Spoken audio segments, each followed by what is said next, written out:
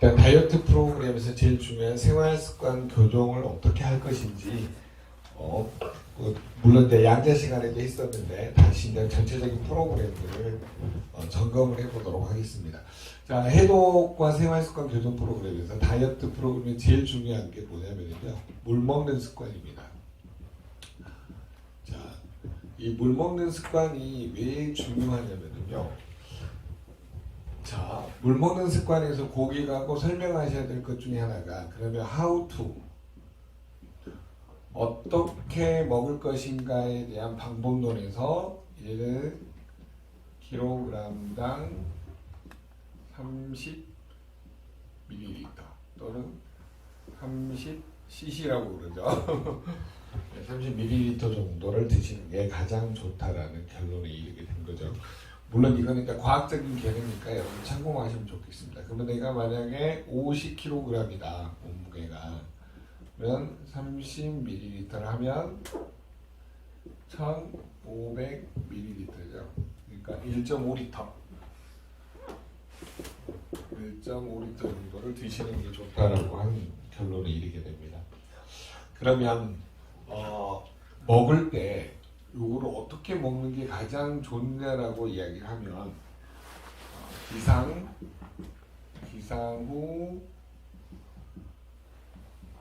물 한 잔. 자, 기상 후에 물 한 잔을 드시는 게 좋다라고 이야기합니다. 그러면 기상 후에 물 한 잔을 드실 때, 이게 이제 한의사들하고 양의사들의 개념이 좀 다른데, 이거를 6대4 비율로 처음에 그 따뜻한 물을 6, 찬물을 4 이렇게 되면 이게 6대4 비율을 보고 뭐라 그러냐면요, 그 음양탕이라고 표현을 합니다. 음양탕. 그 음양탕. 네. 이렇게 표현하는 거를 우리 한의사 선생님들이 주로 음양탕이라고 표현을 합니다. 그래서 6대4로 드시는 것도 추천을 드립니다. 자, 그런데 이 음양탕을 드시면서 알파로 뭘 드시는 게 좋냐면, 우리 지금 밀고 있는 소금이, 양자연구소에서 밀고 있는 소금이 생설금입니다. 왜 그러냐면 이게 지금 FDA 승인 받으면서 이게 이제 만드는 공정이 나노 공법으로 만들거든요. 그러다 보니까 가장 좋다라고 해서 지금 이야기를 하고 있는데, 어찌됐든 뭐 지금 현존하는 소금 중에서는 가장 도움이 되는 것 같고요. 자, 어찌됐든 여러분이 이렇게 물에다가 소금을 뭐냐면 티스푼으로 섞어서 드시는 게 좋아요. 기상 후에는 물 한 잔 드시는 게 좋은데, 요게 이제 그때 성균관대 의대 교수님 중에 한 분이 무슨 이야기를 했냐면은, 물을 먹으면 왜 좋냐라고 질문이 나왔어요, 패널에서. 그래서 왜 좋냐라고 그랬더니, 상식적으로 생각해보면 전날 자고 있는 노폐물이 몸에 쌓여 있잖아요. 그래서 체내 독소 배출이 좋다, 배출에 도움이 된다라는 결론에 이르게 됐다는 거죠. 그래서 아침에 물 한 잔이 굉장히 독소 배출에 도움이 되기 때문에 우리가 물을 아침에 꼭 음양탕이나 이렇게 따뜻한 물에 또는 소금에 이렇게 드시는 게 도움을 주실 수 있을 것 같습니다. 자, 그리고 나서 언제 먹는 게 좋냐라고 했더니, 식전에는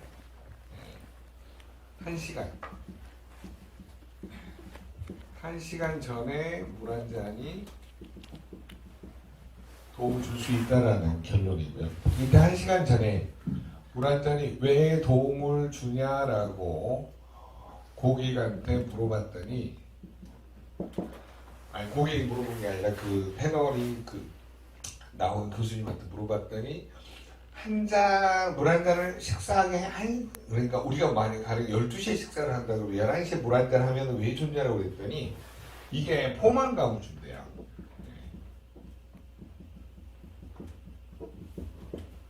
그러니까 어떻게 되냐면, 이 허기가 지는 거를 예방할 수 있다는 거예요. 그러니까 급하게 먹는 거를 줄여줄 수 있기 때문에 1시간 전에 물 한 잔 먹는. 그래서 물 먹는 게 신비함이 여러 가지가 있더라고요. 그리고 나서 이제 또 한 가지 등장했던 게 뭐냐면, 그러면 식후에는 바로 물을 먹는 게 좋냐라고 질문이 들어왔었어요. 근데 식후도 1시간 뒤에 물 한 잔을 하는 게 이게 좋다라는 이제 결론에 이르게 된 거죠. 자, 식후에 왜 물 한 잔을 먹는 게 좋냐라고 이야기를 했더니, 이거는 바로 먹으면은 위산이 희석이 되잖아요. 그래서 이것도 뭐냐면 바로 물을 드시면 위산이 희석되는 거죠. 그러면 소화 불량이 이렇게 되는 거죠. 그래서 물을 바로 먹는 것보다는, 그러니까 한 모금 정도는 상관이 없겠지만 물을 많이 드시게 되면 이 위산 희석을 통해서 이 소화 효소, 이게 염산이 이렇게 이제 뭐라 그러죠? 묽어진다는 표현. 네, 맞습니다. 묽어지기 때문에 이거를 죽처럼 만들어서 희석을 시켰는데 그게 안 된다라고 하는 거죠. 그런 측면에서 물 먹는 습관이 위를 보호하는 데 굉장히 도움을 줄 수 있다라고 하는 거죠. 그리고 나서 물 먹는 습관에서 가장 중요한 포인트를 뭘로 잡았었냐면, 그러면 오후에는 어떻게 할래라고 하니까 오후에는 이렇게 먹는 게 좋다는 거예요. 1시간 간격으로. 1시간 간격으로 뭐냐면 물 한 잔 정도. 이 물 한 잔의 규격이 종이컵 한 컵 정도였거든요. 그러면 내가 고객을 설득을 할 때 이걸 어떻게 지키냐라고 했더니, 요즘에 어플이 있대요. 어플이 있는데 물 먹는 어플이 있대요. 물 먹는 어플. 뭐라 그러냐면 물 먹어 뭐 이런 것도 있고요. 물 먹는 시간이 됐습니다. 이런 것도 있고요. 굉장히 재밌는 어플이 양 많대요. 먹는 건 똑같네. 네네네. 그래서 이 물 먹는 어플이 있대요. 그래가지고 재밌는 이야기를 하시더라고요. 그래서 한번 찾아보세요. 실제로 있다고 그럽니다. 그래서 물 먹는 습관이 안 되면 이렇게라도 시간별로 계속 먹는 습관이 가장 도움이 된다라고 하는 거죠. 그리고 나서 이제 저녁 최소 잠자기 2시간 전. 이게 참 애매한데 잠을 습관적으로 안 자는 사람은 기준선이 없어요. 저녁은 잠자기 2시간 전. 물 한 잔을. 자, 이때쯤 드시면은 이제 밤에 새벽에 이제 잘 안 깨고 도움을 줄 수가 있다고 하는데, 이때 여러분이 이제 물 한 잔을 드시게 되면은 이게 이제 혈액순환에 도움이 된다고 합니다. 그래서 잠자기 2시간 전에 꼭 물 한 잔을 드시고, 차라리 이거를 그냥 네. 리스토레이트 그냥 2포를 따뜻하게 드시는. 해서 네. 소금 조금 넣어서. 네, 여기다가 이제 알파로 소금을 좀 넣고 예. 따뜻하게. 예, 그럼 훨씬 잠을 잘 해줘. 네, 이렇게 실제로 지금 뭐냐면 하고 있어요. 드시는 분들이 가장 숙면에 도움이 된다라고 하는 거죠. 그래서 물 먹는 습관들을 좀 바꿔보는 것도 도움이 되지 않겠느냐. 그래서 일본에서 가장 어떻게 할 것인가에 대한 Y를 고객하고 설명하는 것이 다이어트 프로그램의 객관적인 데이터를 설명하는 것 같습니다. 자, 그러면 고객하고 이야기하다가 제일 재밌는 게 뭐냐면요, 물 먹는 습관이 알겠는데 나는 잘 안 되더라 하시는 분들이 많습니다. 왜 그러냐면 실제로 그 습관들이 굉장히 어렵다라고 합니다. 그래서 물 먹는 습관을 왜 들여야 되는지를 두 가지 관점에서 설명을 드릴게요. 지난번에도 말씀을 드렸는데, 사람의 몸을 분석을 해보면 물이 차지하는 비율이 전체적으로 보면 70%. 그 다음에 우리 몸의 혈액 안에 물이 차지하는 비율이 몇 프로냐면 90%예요.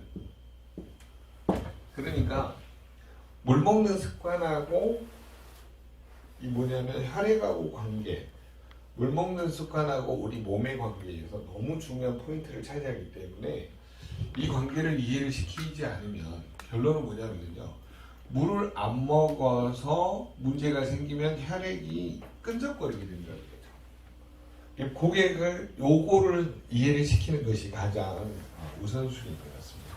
그래서 혈액이 탁해지면 지난번에 설명드렸죠. 무슨 문제가 생긴다고 했어요? 칼슘 유실량이 증가해요.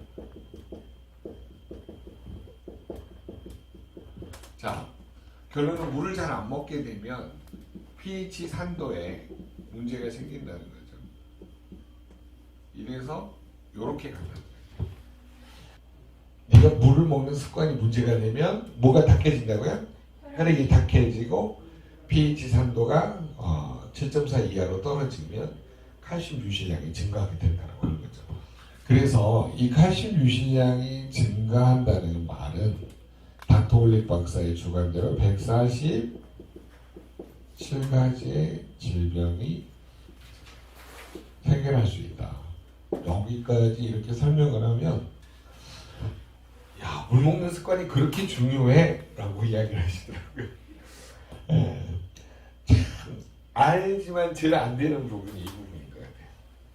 제일 돈 안 들이고 건강을 지킬 수 있는 방법이지만 모든 사람이 가장 안 되고 그래서 물 먹는 습관이 이거를 줄일 수 있다는 거를 지난번에 그 방송에 나오신 분 중에 한 분이 이제 그 이야기를 하는 것 같아요.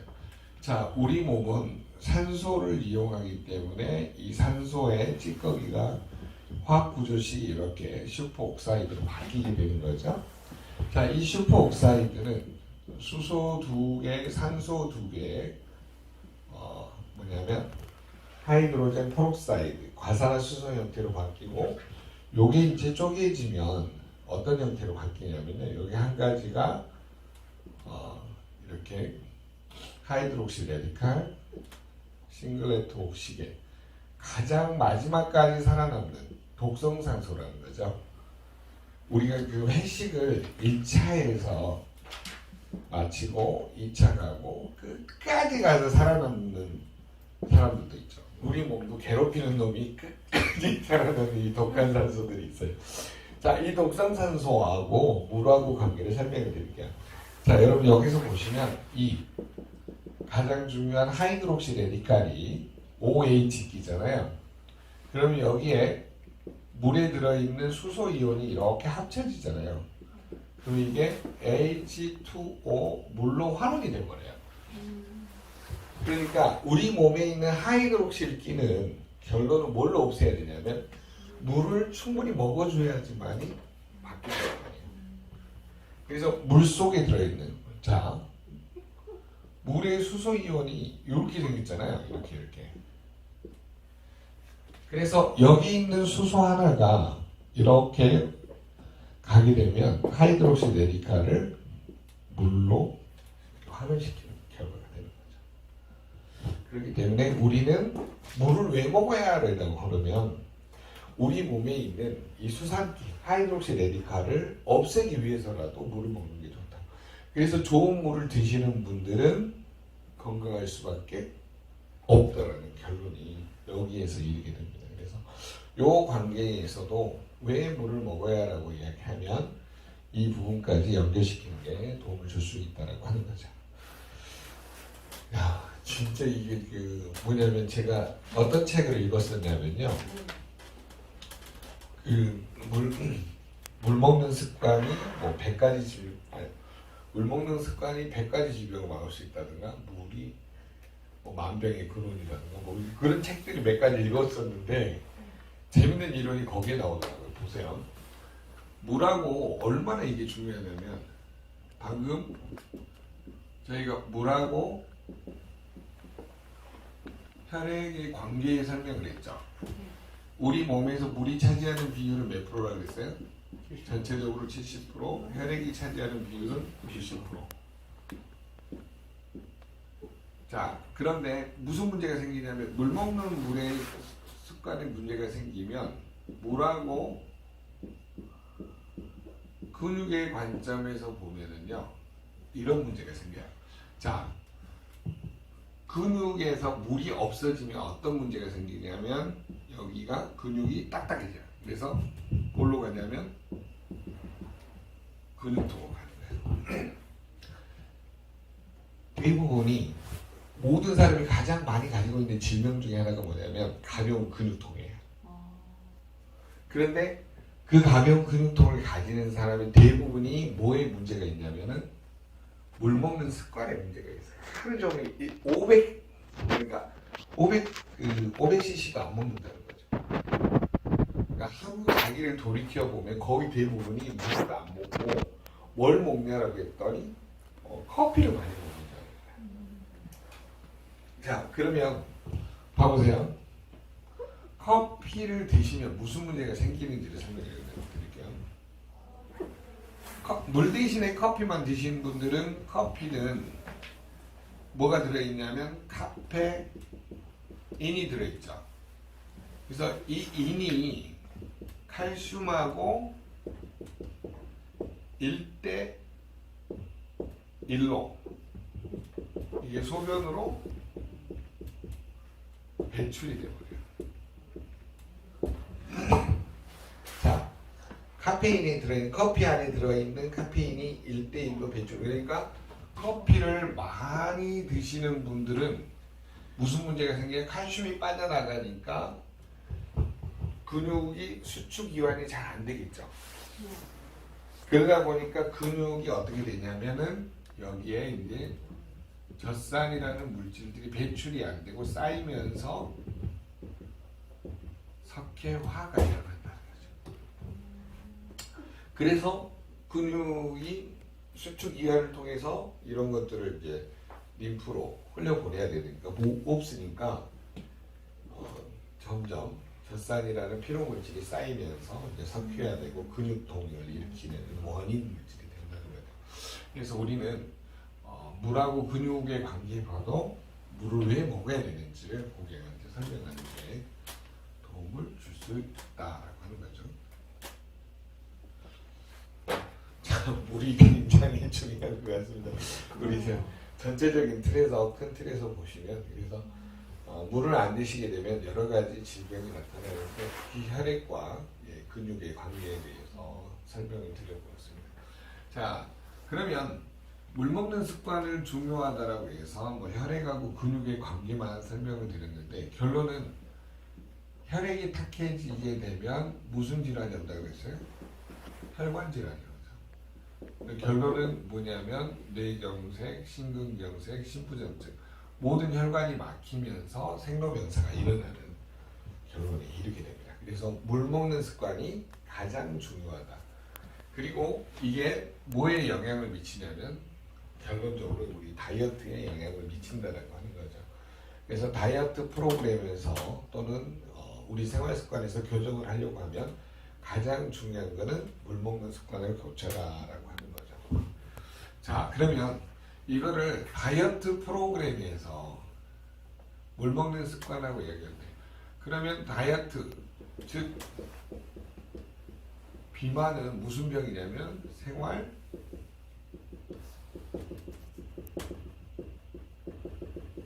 습관병이다라고 하는 거죠. 자, 세계보건기구에서 무슨 이야기를 했냐면 비만은 질병이다라고 WHO 이 세계보건기구입니다. 세계보건기구에서 비만은 질병이다. 이렇게 결론을 내렸고요. 우리나라 내과학회에서 비만은 생활습관병이다라고 규정을 한 겁니다. 결론은 병으로 규정하는 단계에 이르게 된 거죠. 자, 그러면 비만을 바꾸려면 비만을 없애려면 생활습관을 고쳐라가 되죠. 그 다음에 비만이 결론은 질병이기 때문에 비만을 없애면 질병이 없어진다는 결론이 되잖아요. 네. 그렇기 때문에 우리는 무엇부터 바꿔야 되냐면 생활 습관부터 바꿔야지만이 내 몸에 비만으로 인한 질병을 없앨 수 있다고 하는 거죠. 자, 그러면 비만으로 인한 질병을 뭐라 그러냐면 대사성 질환이라고 그러죠. 그래서 대사가 안 돼서 나타나는 고지혈증. 이걸로 인해서 뭐냐면 혈관성 질환, 동맥경화. 동맥경화가 진행이 되면서 고혈압. 그 다음에 또 대사가 안 돼서 당뇨. 자, 이런 질환들이 한 번에 나타나는 것을 보통 대사성 질환이라고 표현을 하는 거죠. 자, 그래서 결론은 비만으로 인해서 이런 질환들이 나타나기 때문에 고혈압, 당뇨 뭐냐면 고지혈증, 동맥경화는 어떻게 보면 생활 습관을 통해서 교정할 수 있는 질환이다라고 하는 것이 세계보건기구나 모든 내과 학회에서 말하는 원인 중에 하나라고 보시면 되겠습니다. 자, 그래서 우리는 물 먹는 습관을 어떻게 봐야 되냐라고 하면 이렇게 넓게 큰 틀에서 가장 기초가 된다라고 하는 거죠. 물 먹는 습관이. 그래서 물 먹는 습관은 건강에 가장 기초다. 이거를 먼저 우리가 고객을 통해서 알려주시는 게 가장 좋을 것 같습니다. 자, 그 다음에 이제 두 번째. 그러면 생활 습관에서 교정해야 될 게 뭐냐면 좋은 소금을 먹는 습관이 중요합니다. 왜 우리가 좋은 소금 먹어야 되는지는 이거는 우리 몸의 체액에 혈액 안에 0.9%가 뭐냐면 LACL 즉 염화나트륨이라고 그러죠.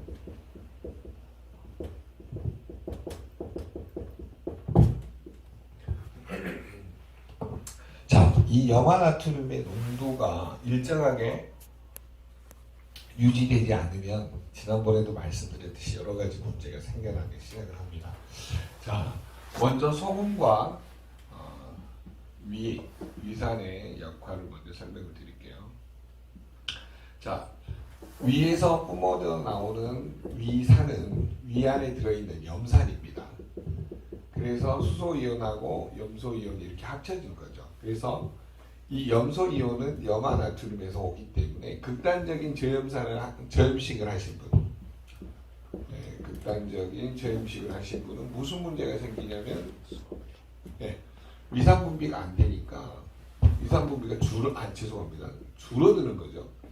그러다 보니까 여기 음식물들을 위산이 죽처럼 만드는 역할도 하고 이 안에 들어있는 세균, 바이러스 여러 가지를 이렇게 잘게 쪼개는 역할을 합니다.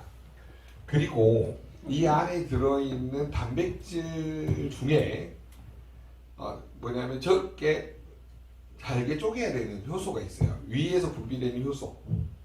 자, 위에서 분비되는 효소 중에 펩시노겐이라는 효소가 있는데 이게 뭘로 전환이 돼야 되냐면 펩신이라는 이 효소로 전환이 돼야 돼요. 자, 노겐이라고 적어진 거는 노잖아요.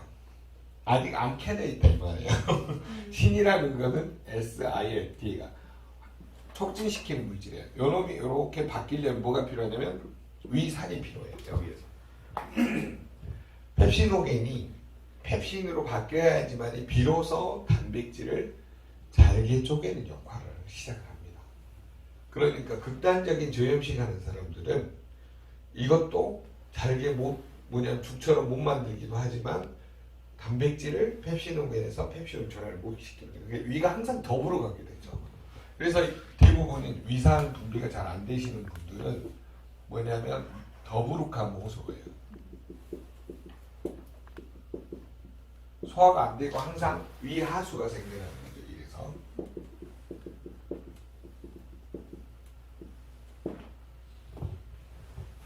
그래서 고기 드실 때는 이 짭조름한 그 소금이라든가 소금 찍어서 먹는 소금 찍어서 먹는다든가 그 새우 이런 거 먹는 이유가 다 거기 있는 것 같아요. 우리나라 민족이 굉장히 지혜로우신 것 같아요.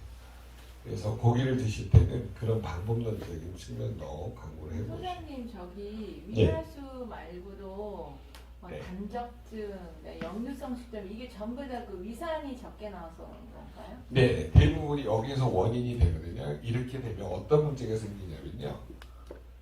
자, 위가 이렇게 늘어나면 위하수죠. 그 다음에 위점막이 패이면 위궤양이죠. 나중에 여기 이제 유전자 손상이 되면 위암이죠. 근데 중요한 건 뭐냐면 이 점막 사이사이에 스며들어가지고 여기 외벽 있죠. 바깥에 있는 외벽. 여기를 딱딱하게 하니까 이 바깥에 있는 외벽을 딱딱하게 하니까 뭐가 안 돼요? 연동 운동이 줄어들죠. 그래서 위가 아프기 시작하는 병은 담즙병이라고 해요. 근데 우리나라에서 이거를 최시영 박사가 맨 처음 위담한목병 최시영 박사가 찾아낸 거죠. 그래서 우리는 이런 질병에 걸리는 원인 중에 하나가 뭐냐면 0.9%의 체액 농도가 일정해지는 우리 극단적인 저염식을 하시는 분들이 대부분 저런 현상들이 나타납니다. 그래서 적절하게 짜게 드시는 게 좋아요. 많이 짠 것보다는 적당하게 짜게 드시는 것이 오히려 더 건강을 줄 수 있다고 하는 거죠. 지난번에 독일에 가보니까 독일도 엄청 짜더라고요. 네. 독일도 짜고 일본도 짜고 뭐 가보는 나라들마다 굉장히 짠데 실질적으로 우리나라가 굉장히 저염식이 많아요. 그래서 적절하게 소금을 드시는 것이 오히려 건강을 유지할 수 있다라고 보는 거죠. 대부분이 속이 아프다 하시는 분이 너무 많아요. 그분들은 그래서 아침에 음양탕에다가 소금을 넣어서 위를 좀 다스리는 게 필요합니다. 오히려 딱 물어봐서 위가 안 좋으신 분은요 오히려 미지근하게 해가지고 아니면 따뜻하게 해서 소금차를 먼저 드시면 좋아요. 자, 근데 소금이 왜 중요하냐면요. 소금의 역할 중에 하나가 뭐냐면 소염 작용이 있어요. 말 그대로 염증을 적게 낮춰준다고 하는 거죠. 그 다음에 소금의 역할 중에 하나가 뭐냐면 해독 작용이 있어요. 독소 배출에 도움이 많이 됩니다. 그래서 이 아침에 여러분들이 그 뭐라 그러죠? 1.5리터에 30g 정도 소금을 여러분이 꼭 생설금 안 넣으셔도 돼요. 여러분이 가지고 있는 좋은 소금을 드셔도 돼요. 저는 이제 검증해 보니까 이제 이 소금이 좋다 그래서 저희가 이제 밀고 있는 건데 여러분 뭐 소금이 가지고 있는 거 하셔도 되는데 1.5리터 따뜻한 물에 뭐냐면 30g의 소금을 넣어가지고 이거를 30분 안에 드시면 굉장히 빨리 독소 배출이 됩니다. 저걸 하시고 나면 입맛이 돌아와요. 왜 입맛이 돌아오냐면 우리가 그 간이 마셔야 된다는 말 아세요 혹시? 혈액의 농도가 0.9%가 되면 효소가 활성화돼요. 그러니까 소화력이 확 올라가요. 그러니까 평상시에는 조금만 먹어도 위가 괜찮았는데 이제 효소 분비가 잘 되니까 조금 먹으면 허기지거든요. 엄청 뭐 드시더라고요. 네, 그게 안 되더라고요. 그래서 뭐냐면 이때 이제 가장 중요한 게 뭐냐면 물 먹는 습관이에요. 차라리 소금차를 더 많이 먹어가지고 오히려 공복감을 줄이는 쪽으로 가셔야 돼요. 유익균과 유해균의 밸런스는 어떻게 되나 저렇게 되거든요. 요게 한번 빠져나오고 나잖아요. 네. 그러면 유익균이 확 증가를 해요. 왜? 그래요? 장 점막에 있는 대장균이라든가 독소가 한 번에 같이 빠져나가거든요. 그래서 장 청소를 다이어트 하기 전에 하셔야 돼요. 이거는. 하기 전에 중간에 하면 안 돼요. 중간에 하면 안 되고 이거는 다이어트 전에 다이어트 전에 실시를 하는 것이 가장 도움을 줄 수가 있는 거죠. 하루 한 번만 하면 됩니까? 네네. 하루에 한 번. 저희가 지금 4명만 있으니까 괜찮습니다. 네. 자, 하루에 한 번 정도 하는데 이게 어떻게 하냐면 일주일에 한 번, 한 달에 한 번 이렇게 하시는 게 가장 좋고요. 아니 그다음에 그렇게 해서 살이 찌던 분이 있어서요. 그러니까 다이어트 하기 전에 하셔야 돼요. 네. 뭔지 모르고 중간에 하시면 오히려 식욕이 돌아와가지고 네. 문제가 생길 수 있습니다. 왜 그러냐면요. 아까 말했잖아요. 이게 위에서 아, 뭐냐면 이게 죽처럼 더 만드니까 네. 소화가 잘 되거든요. 그렇죠. 네, 그러니까 단백질도 옛날에는 잘 소화를 못했는데 막 되니까 그래서 이렇게 막 네, 허기가 진 것처럼 느껴지고 더 그렇게 되는 거죠. 그 다음에 소금의 좋은 역할을 하는 게 부패를 방지해주는 방부작용이 있죠. 방부작용. 그래서 소금은 굉장히 중요한 작용들이 많습니다. 소염작용이 있고 해독작용이 있고 방부작용이 있고 그 다음에 독소를 죽이는 살균작용이 또 있습니다. 그 안에가. 그래서 여러분이 좋은 소금을 드시는 것도 도움을 줄 수가 있습니다. 지금 뭐 천송기 선교사님들 여기에서 성교에서 하는 소금도 굉장히 좋은 소금 중에 하나죠. 네, 너무 자, 좋아요. 네. 그래서 여러분들이 여러 가지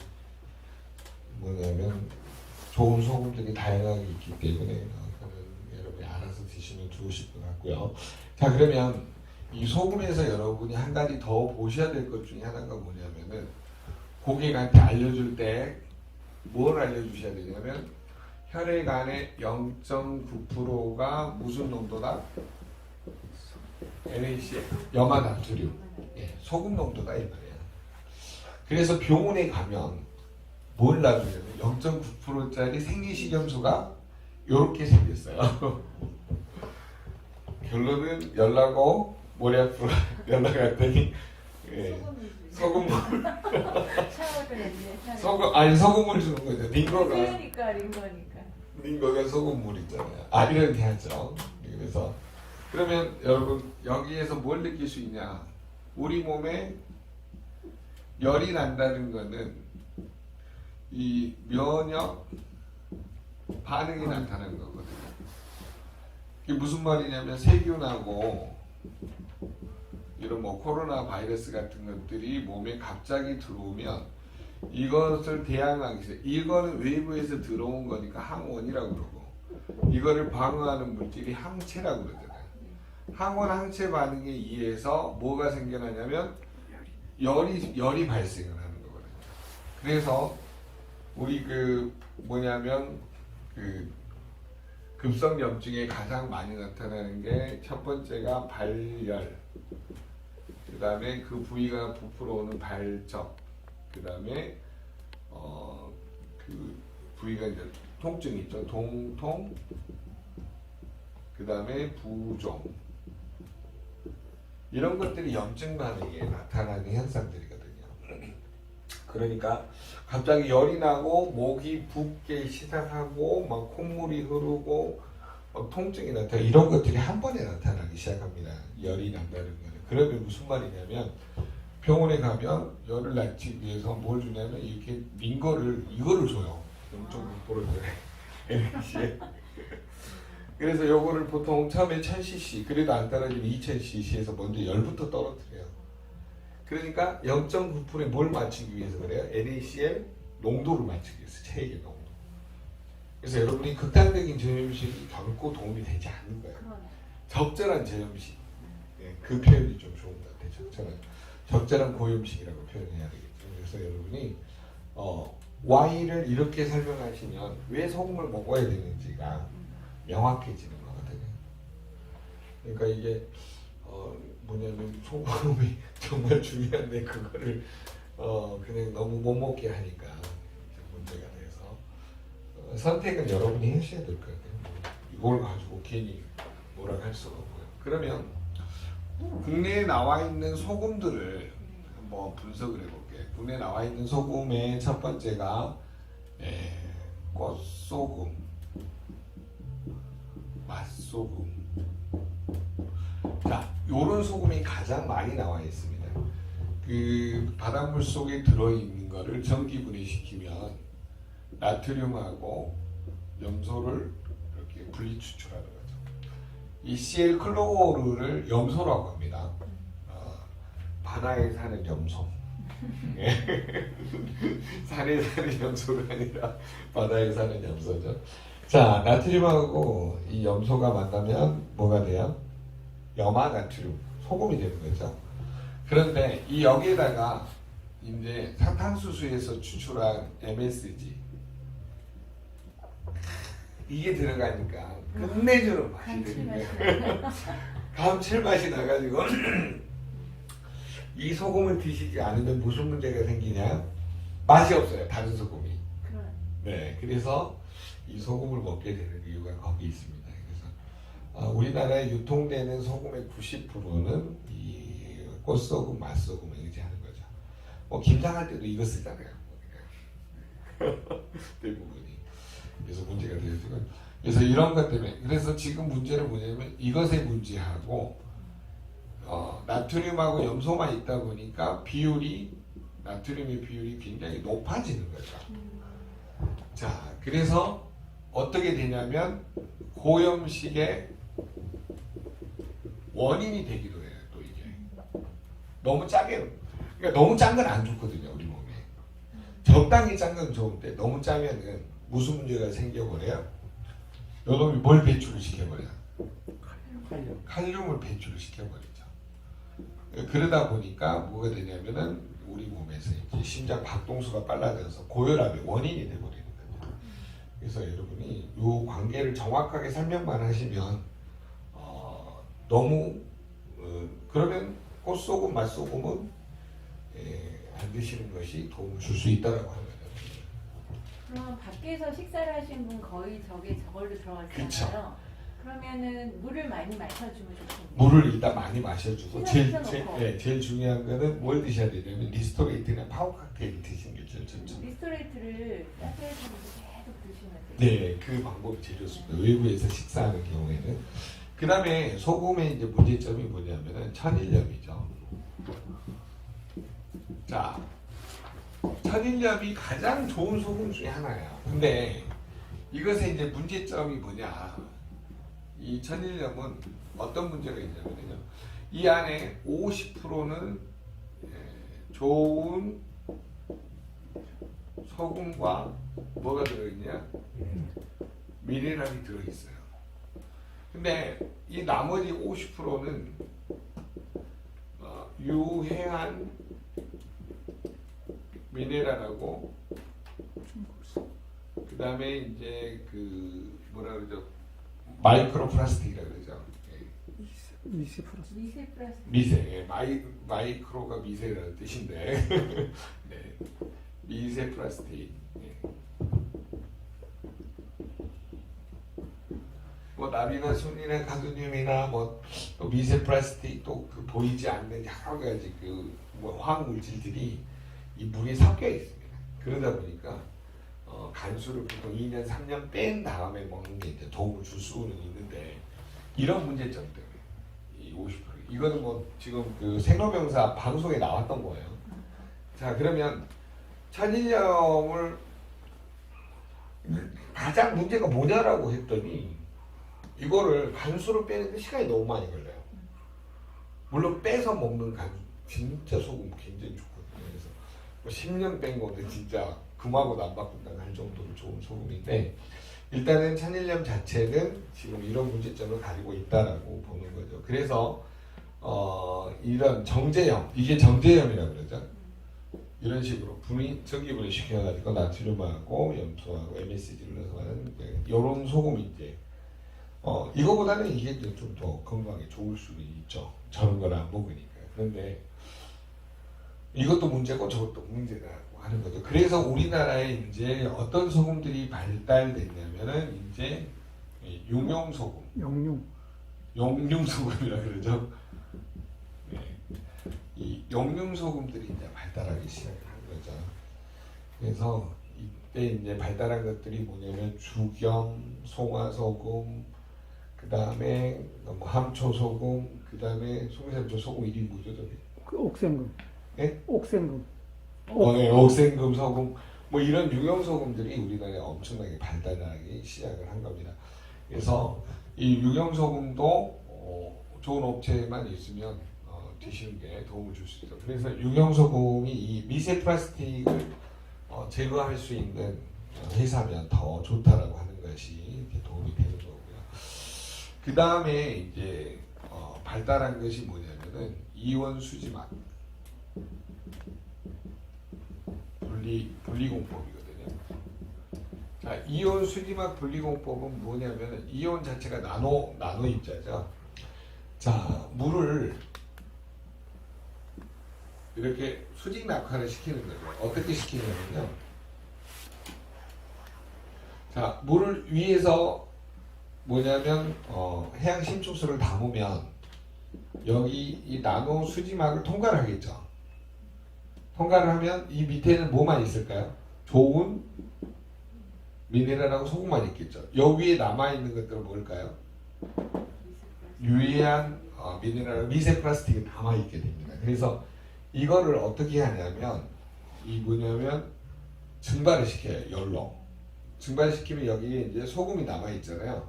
이 소금에다가 뭘 입히냐면은 이 뭐냐면 히토류에서 나오는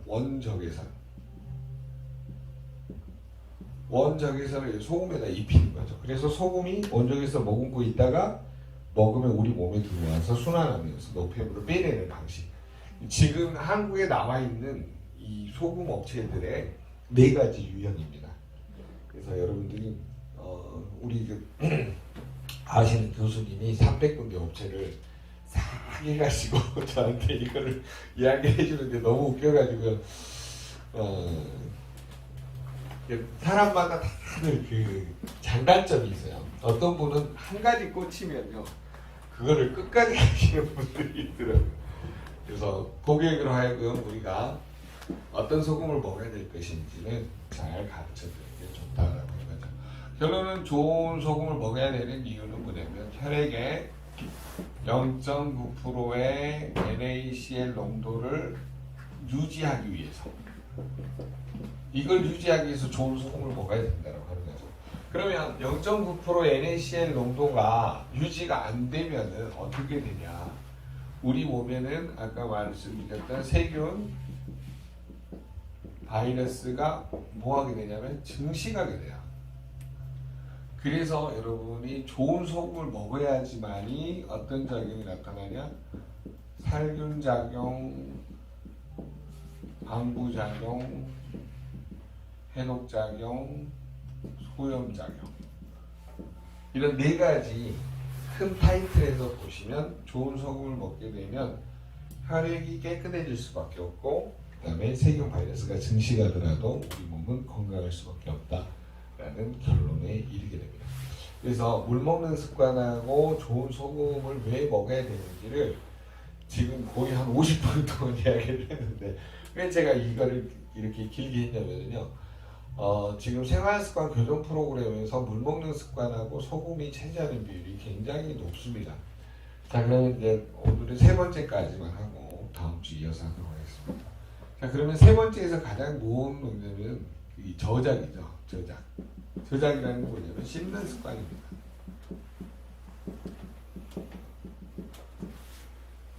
자, 지난번에 천성규 선생님이 진짜 중요한 포인트를 이야기했어요. 이게 씹을 때 우리가 첫 숟갈을 한 100번 정도 씹으면요 이게 완전히 거의 죽이 아니라 물로 바뀌어요. 그런데 저는 지금 뭘 말씀드리고 싶냐면요, 씹는 습관의 가장 중요한 포인트는 뭐냐면요, 처음에 3번, 3세번이라고 그러죠.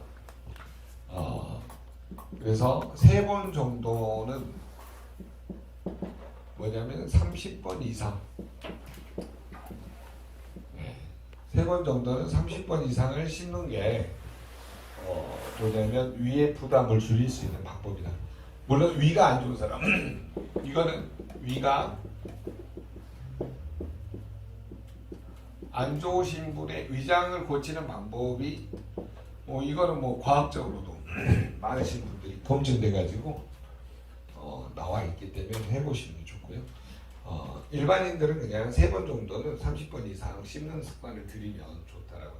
이거를 이제 과학에서 어떻게 밝혀내냐면요. 이 씹을 때 침샘에서 나오는 효소가 있어요. 그 효소 이름이 뭐냐면요. 프랑스 할 때 푸티알린. 이 푸티알린이라는 효소가 있어요. 근데 이 푸티알린 말고 여기에 여러분이 알파로 나오는 호르몬이 하나 또 있어요. 그게 뭐냐면 파리 할 때 파, 그 다음에 로마 할 때로 틴. 파로틴이라는 또 호르몬이 있어요. 자, 침샘에서 나오는 이 파로틴 호르몬은 회춘 호르몬입니다. 회춘 호르몬. 우리 몸에는요 수천 가지의 밝혀지지 않는 아직도 호르몬들이 많이 있습니다. 그래서 이 침샘에서 나오는 효소, 이 푸티알린, 이거는 아밀라제 성격이에요.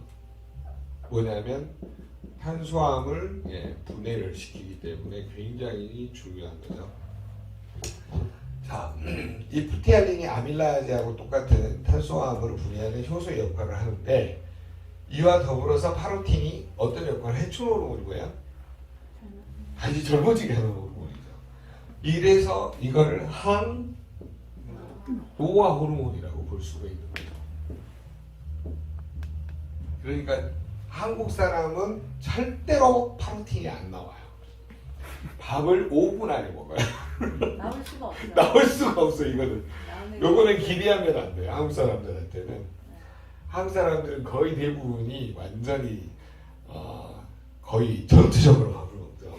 소장님도 빨리 드시죠. 네, 저도 굉장히 빨리 먹습니다. 저도 안 거쳐지는 부분이 이거예요. 그래서 참 어렵더라고요. 이런 부분들이. 한국 사람들은 뭔가 바쁘게 살고 쫓겨서 살다 보니까 이게 안 고쳐져요. 그래서 올해면 좀 생활 습관을 천천히 느긋하게 고쳐보자 하면서 저도 한번 고쳐보도록 하겠습니다. 그래서 소작 습관이 안 좋으면 네. 위에 그 효소 분비가 제대로 안 됩니까? 또? 그렇죠. 왜 그러냐면 이게 잘못돼 버리면 어떤 문제가 생겨버리냐면 위에 음식이 가득 차게 되잖아요. 그러면 이게 이제 분비되는 속도가 있는데 위산 분비라든가 펩시노겐이 펩신으로 전환돼 가지고 해야 될 일을 못 하니까 위가 이렇게 늘어나는 위하수 형태가 되어버리는 거죠. 급하게 먹게 되면. 그래서 이 씹는 습관이 고쳐지게 되면 뭘 막을 수 있냐면 과식하고 폭식 예방에 도움을 줘요. 과식하고 폭식 예방에 도움을 주기 때문에 무슨 문제를 막을 수 있냐면 그렐린 호르몬 조절이 되는 거죠.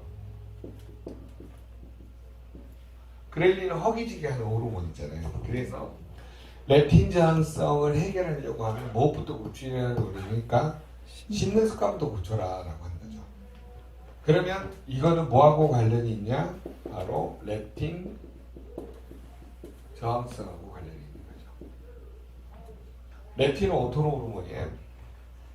지방세포에서 분비돼 가지고 시상암으로 가서 그만 먹어라 식욕을 억제하는 호르몬이죠. 그 다음에 그렐린 호르몬은 위장세포에서 분비돼 가지고 식욕을 촉진하는 호르몬이거든요. 근데 이 뭐냐면 렙틴이 아무리 분비돼도 뭐냐면 작용이 약해지는 렙틴 저항성이 일어나서 결론은 그렐린이 이기게 되는 형국이 되는 거죠. 그래서 이걸 막으려면 뭘 해야 된다는 거죠? 씹는 습관을 고치는 길밖에 없다는 거죠. 렙틴 저항성은 과식과 폭식을 예방해주고 그렐린 호르몬 조절에 도움을 주고 렙틴 저항성을 결론을 개선시킨다 이 말이죠. 지금까지 제 말 이해가 되신 분은 강의를 잘 들으신 분입니다.